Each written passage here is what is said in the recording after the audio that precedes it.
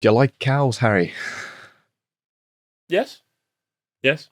That's For the good. most part, they taste nice. Steak is my favourite part of them, normally. I have been menacingly followed by a herd of cows numerous times when walking through fields back home. I've walked through many a cow field in my time. They're very inquisitive creatures. I feel very bad for eating them, but unfortunately they're made of steak, and so I quite enjoy They're made of eating them. delicious meat and beef burgers. So, However, in Ireland, this has been proposed a massive, I suppose, what you can call a cow genocide.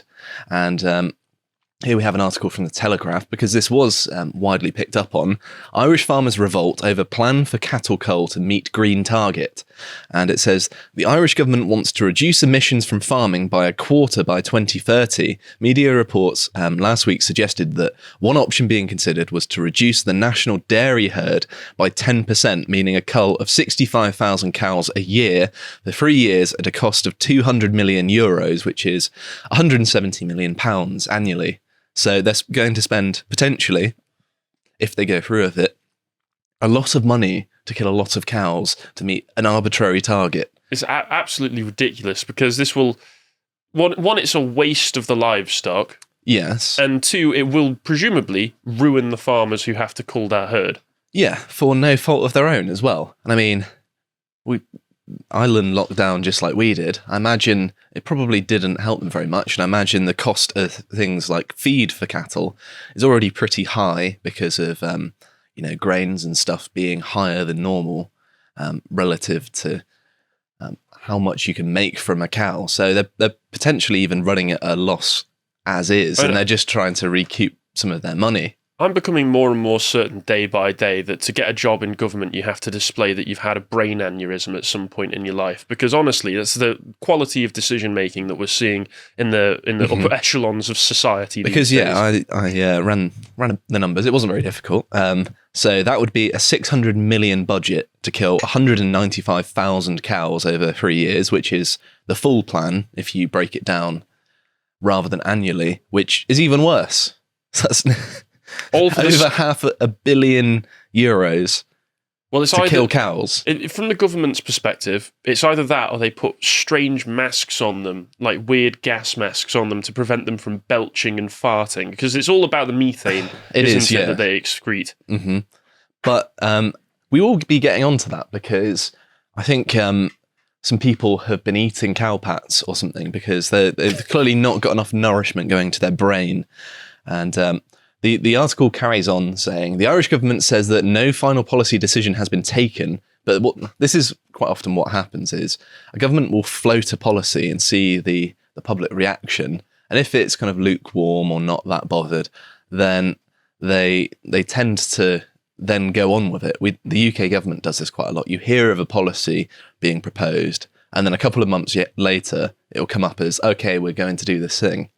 So that's seemingly just a tactic in politics that they use. They propose something that they want to do, and then they will walk it back if there's too much pushback. What it's the equivalent of is Hitchhiker's Guide to the Galaxy at the beginning, when Arthur comes out of his house and finds they're about to knock it down. And they go, well, the planning has been on display in the basement of an office building 5 miles from here for months. Why wouldn't you know about it? And then, of course, the aliens come along and destroy the planet and say, well, the planning has been in the basement of an office on a planet far away from here for months. Why haven't you looked into this? The government comes out and they says, well, they announce in the most subtle and quiet manner possible that we're going to do this, and unless there is actual pitchforks and torches outside their offices by the end of that week, well, then I guess the public's just in favour of it. And there's one thing we know farmers have is pitchforks. So yes, hopefully we're going to see some of that if this does carry on. But it goes on to say about the farmers themselves, some farmers fear it will not be possible to meet the targets with only a voluntary cull. Tim Cullinan, president of the Irish Farmers Association, warned that beef and dairy production would simply shift to other countries if a limit was introduced in Ireland, undermining the attempted emission saving, which is true, that if you make it too expensive to farm domestically, which is shooting yourself in the foot, both from a sort of defence perspective. I mean, part of the reason the British Empire broke up is because we had to rely on the Americans to send us food World War One and Two, and so they had leverage over us, and they basically beat us down from our top position in the world to our sorry state now. Yes. So if you allow other countries to leverage your country by outsourcing your food production, they will destroy you. Sadly, even your allies. Free trade is a great idea until you take into account the possibility of war or hostile nations from across the globe. Yeah, it can, if you're in a time of peace, give you a good sort of short-term economic boost to kind of free up. But also, I think there's a very strong argument to say that things like energy, water, and agriculture, you want to be done domestically because they're all part of national security. If you don't have control of these things, there's no use having an army to defend your shores if everyone's going to starve or die of thirst or lots of other things. It's very difficult in Britain to die of thirst because water literally falls from the sky all the time. But still, the principle still stands. And to be fair, pointing this out is actually one of the tricks that the governments around the UK and in the West have been pulling for a while to be able to reduce their own emissions. Destroy your native industry, destroy your domestic industries so that they can be outsourced elsewhere. Mm-hmm. And then on a spreadsheet, that means that we have lower emissions, which is a good thing, despite the fact the emissions might be worse elsewhere. So that's Mm-hmm. why, for instance, I forget what the exact figure is, but it's something like a third of all emissions of CO2 in the world are in China. Well, and that's because... For one thing, we've just outsourced all manufacturing production of all the cheap tat that we buy mm-hmm. over there. So if you viewed the sort of world's agriculture from a global level, I know, hold back your aversion. I'm not going to say something globalistic.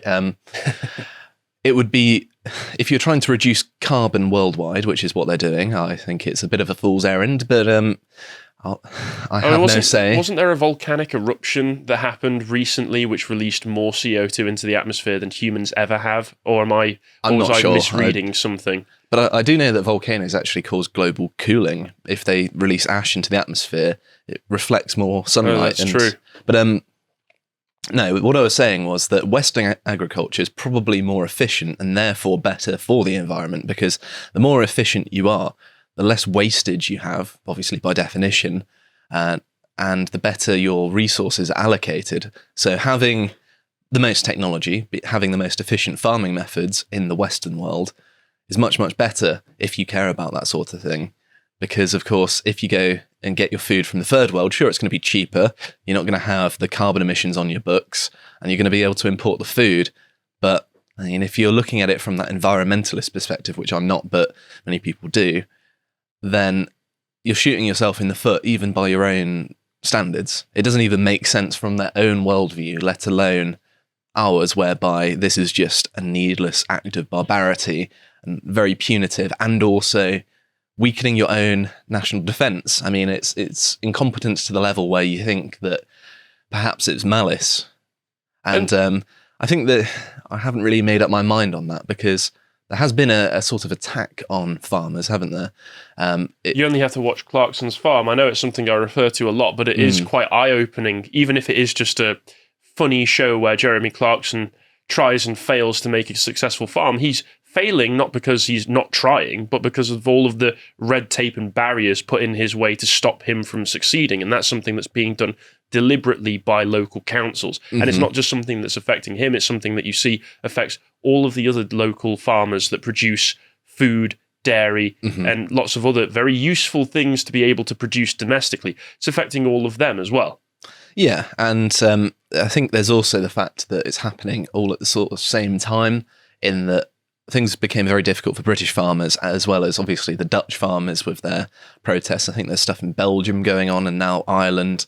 So a lot of Europe, at least. And of course, there were the cases of all of the sort of food storages in the United States burning down. But of course, as I think Carl and Callum covered, those are quite flammable anyway, because of the nature of what they're storing. So that could just be explained by accidents happening. It's possible. Either way, right? Europe has decided that cyanide seems like a nice treat. Yeah.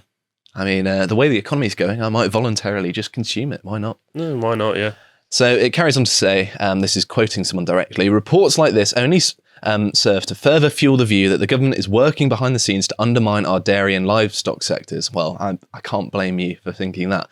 While there may well be some farmers who wish to exit the sector, we should all be focusing on providing a pathway for the next generation to get into farming. I mean, of course, yes. I agree.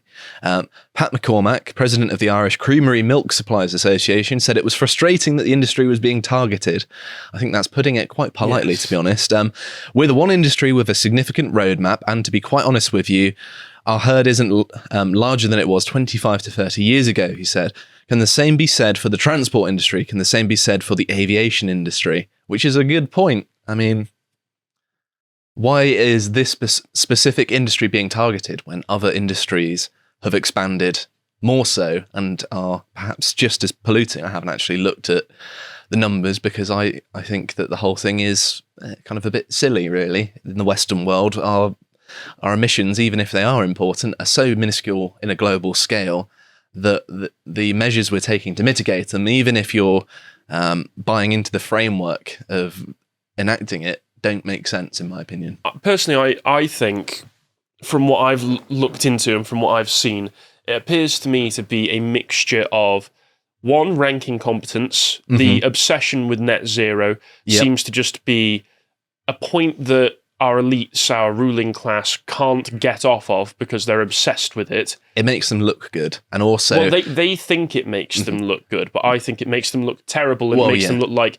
callous, petty technocrats. Me and Connor were actually talking about this before recording, that the money in the green sector now is massive. Like, you get a job in that area after being an MP, and you can be on, as Connor was saying, £300,000 maybe. And so you do a bit of virtue signalling while you're in office, and you get a nice, cushy job for the rest of your life, a really good, lucrative career. You will be a multi-millionaire if you do this. So there's a great incentive for politicians. Financial incentive now, but... Still, I would say that there needed to be government intervention to get us to the point where the green industry could be so profitable in the first place. Yes, because it's not exactly particularly competitive on a free market sort of basis, is it? That it's not as cheap. The green products aren't as efficient. They aren't. They tend to not be very sustainable in themselves.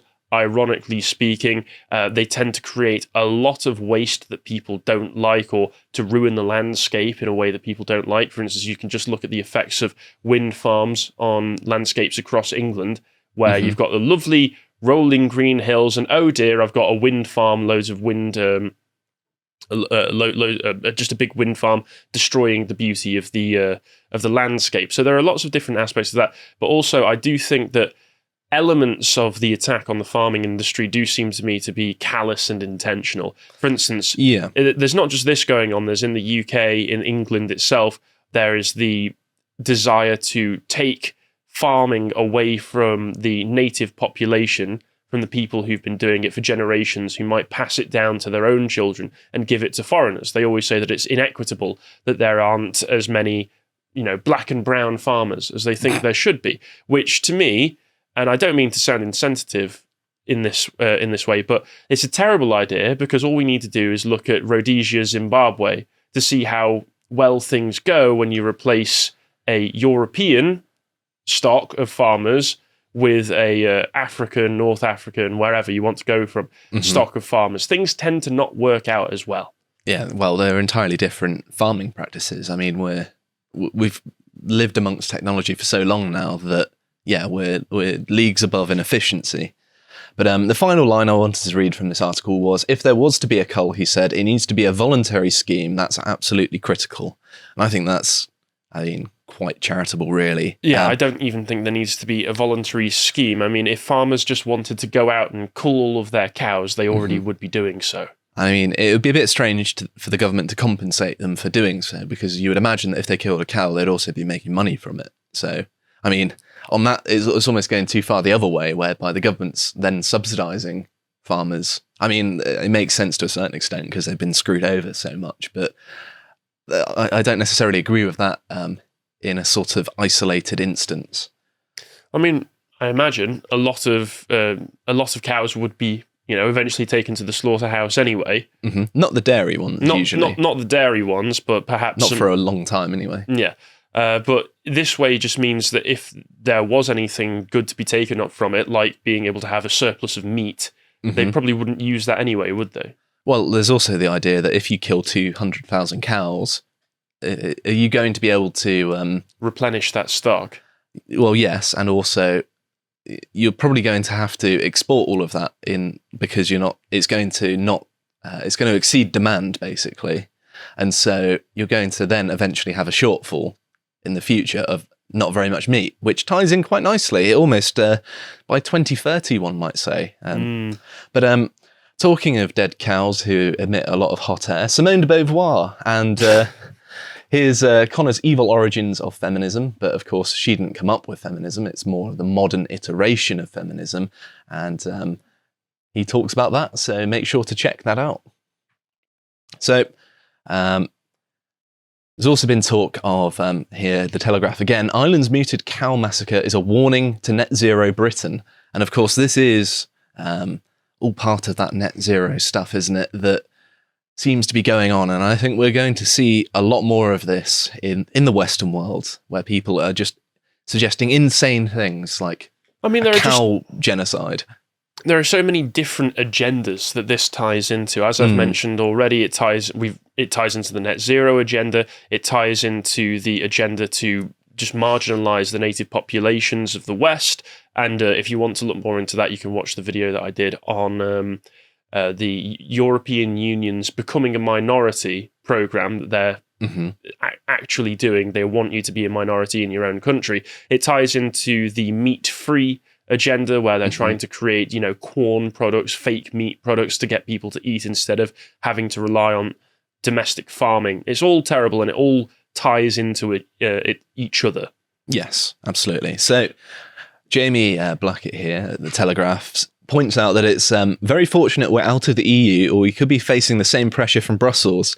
So he also mentions that Rishi Sunak represents a very rural constituency in the Yorkshire Dales, and so it might look quite bad if we start targeting farmers, because our Prime Minister probably represents many of them. And if his own constituency starts turning against him, well, that's terrible for him. Also, and so there's a sort of good optic reason for them not to do it here, perhaps. Only half jokingly as well, would Rishi Sunak not have... Rashid Sunak, yeah. Would Rishi Sunak not have religious problems with culling cows as well? Oh, yeah, of course, yeah. He's a Hindu, so he definitely won't kill cows. It's against his religion if he, still practices. I don't know. I mean, I believe that he did when he was sworn in as Prime Minister. I believe he had some kind of Hindu ceremony as part of it. Well, I suppose you can still do that if you don't necessarily believe. It's kind of just your cultural background, isn't it? Bit of a larp, though, isn't it, if you do that? I mean, I still celebrate Christmas, right? I don't describe myself as... Yeah, but you just want presents. You want presents and turkey. Yeah, I prefer other meats than turkey, to be honest. And yeah, also, but if someone presents you a big, nice roast turkey dinner, you're not going to say no, are you? I've got to the age now where I actually enjoy watching other people open the presents I've got them more than I enjoy getting them myself. Partly because I get bought loads of socks. So. How sentimental. The socks are useful, though. They are. I never buy As a socks. child, I hated them, but now it's like the best present.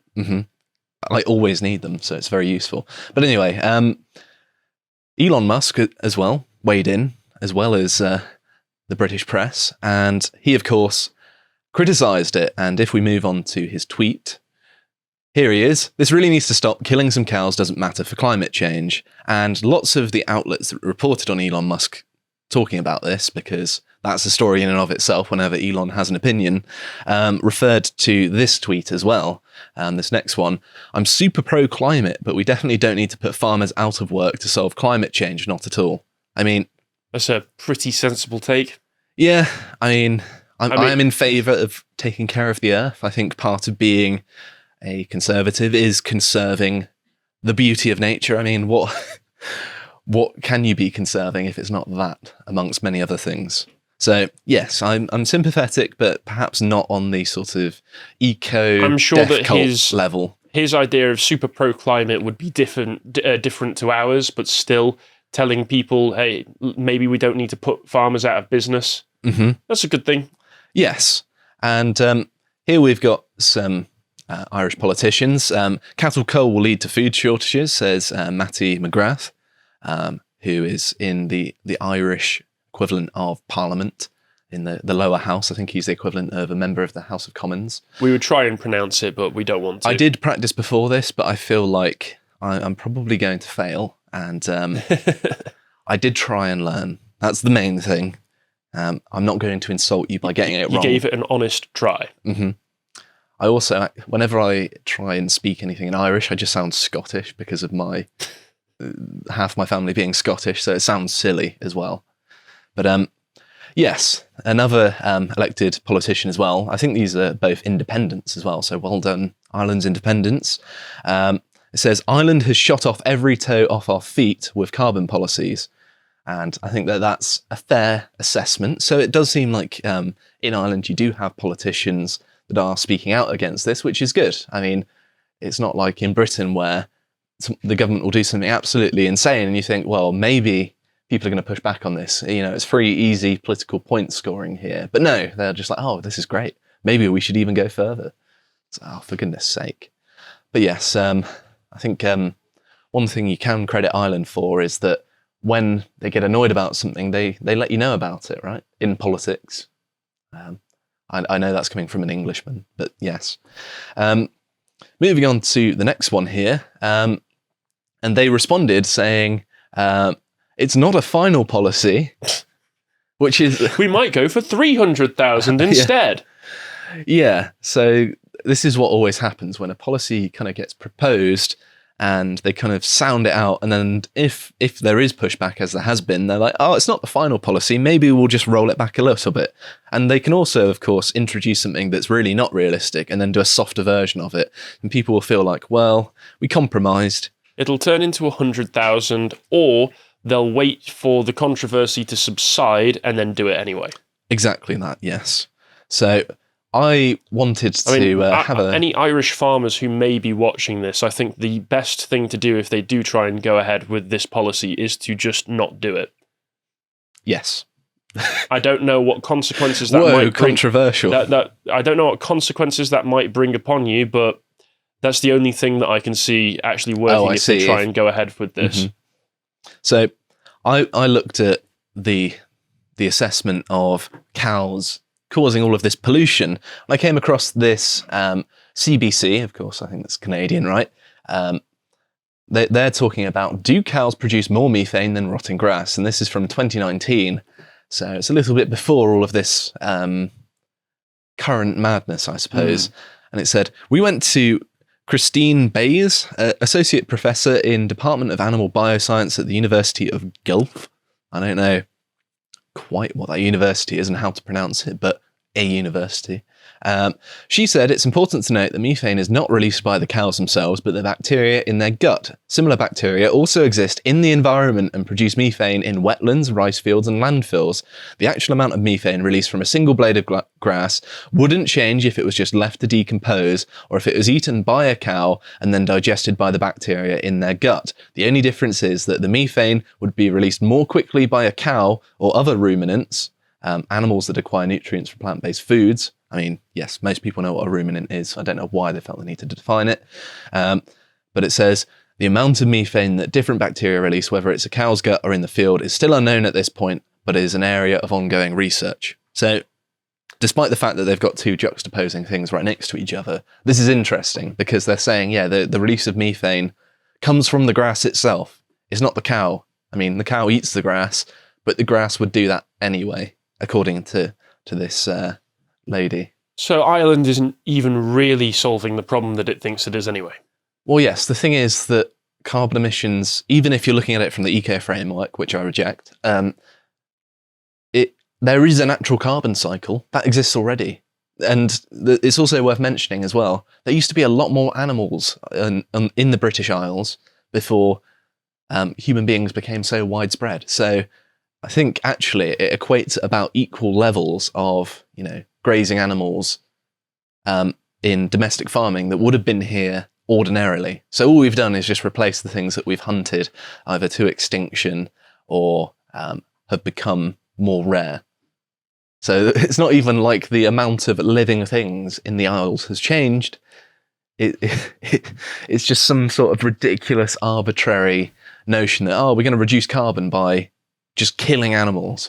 I mean, why not just extend it even further? Why not just start killing people? I mean, if you need any indication that the people in charge of the West right now are just incompetent yet evil, I mean, just them deciding all of a sudden, well, why don't we just murder all the cows for no reason? It's just petty tyranny, isn't it? I think if anything, it's getting beyond petty, isn't it? I think it's getting insidious. It's malicious. Yeah, and it can be malicious as well, because let's not beat around the bush here. Farmers tend to be more right-wing than city dwellers, and city dwellers resent that because they can't get their tiny little insect city-dwelling mind around the fact that, people disagree with them and have good reason to do so because they can't think outside of their own life and in their own little weird a farmer will be rooted mind to the land. In all likelihood, he will have inherited the farm for generations. That farm will have been passed down through his line, and that will create an attitude.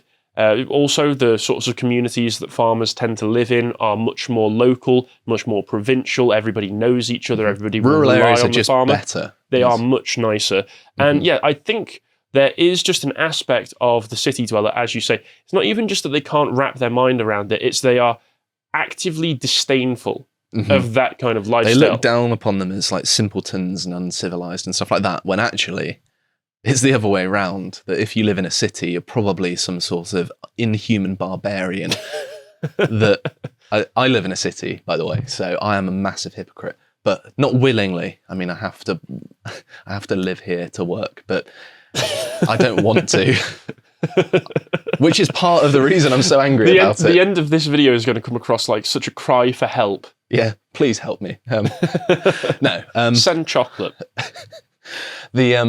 Or steak. Yeah, send steak. But the main point here is that, yes, of course, lots of stupid things are being done in the name of the climate that shouldn't be. And I wanted to draw attention to this because it is absolutely insane. It's just flat out animal genocide. And I'm not being hyperbolic. That is what it is. And it definitely shouldn't happen. And hopefully the Irish have it in them to reject this, which I think they probably will. But nevertheless, the fact that this was even suggested in the first place is a worrying sign of our future to come. If you appreciated that segment from the podcast of the Lotus Eaters, you can go to lotuseaters.com to get access to all the premium content that's on the site, such as the premium videos we do, this one on why liberalism is a universal asset. If you'd like to find out what else is being put out, you can follow on Getter at lotuseaters_com on Getter. Thank you and goodbye.